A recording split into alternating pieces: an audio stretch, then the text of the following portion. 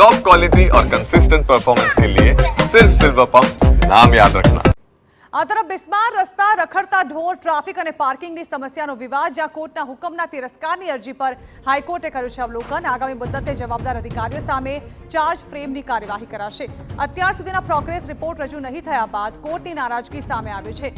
હાઈકોર્ટે બે જવાબદાર અધિકારીઓ સામે ટિપ્પણી કરી છે અને બે જવાબદાર અધિકારીઓને કારણે કાયદાનું પાલન ન થાય તે નહીં ચલાવી લેવાય તેવું પણ હાઈકોર્ટે કહ્યું છે। કોર્ટના સંખ્યાબદ્ધ હુકમો બાદ પણ સ્થિતિ વણસી છે। તાજેતરના મીડિયા અહેવાલોની કોર્ટે ગંભીર નોંધ લીધી છે અને કોર્ટમાં આ અંગે 17 જુલાઈએ વધુ સુનાવણી હાથ ધરવામાં આવશે। ઉલ્લેખનીય છે કે વારંવાર કોર્ટ દ્વારા ટકોર કરવામાં આવ્યા છતાં પણ આ મુદ્દે ગંભીરતાથી કોઈ પગલાં નથી લેવામાં આવ્યા અને ખાસ કરીને આ ત્રણ સમસ્યાઓ જે છે તે શહેરીજનો માટે માથાના દુખાવા સમાન બની છે, જેમાં બિસ્માર રસ્તા રખડતા ઢોરનો આતંક અને ટ્રાફિક તેમજ પાર્કિંગની સમસ્યાનો વિવાદ જે છે તે જેસે તે જોવા મળી રહ્યો છે।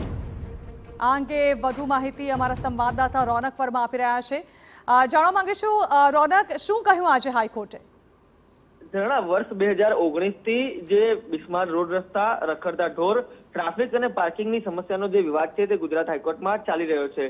આ વિવાદમાં એક સમય એવો આવ્યો કે કોર્ટ દ્વારા જે હુકમ આપવામાં આવ્યો હતો તેના તિરસ્કારની અરજી છે તે કરવી પડી દાખલ અને તેના અંગે વિગતવાર સુનાવણી છે તે ચાલી રહી છે।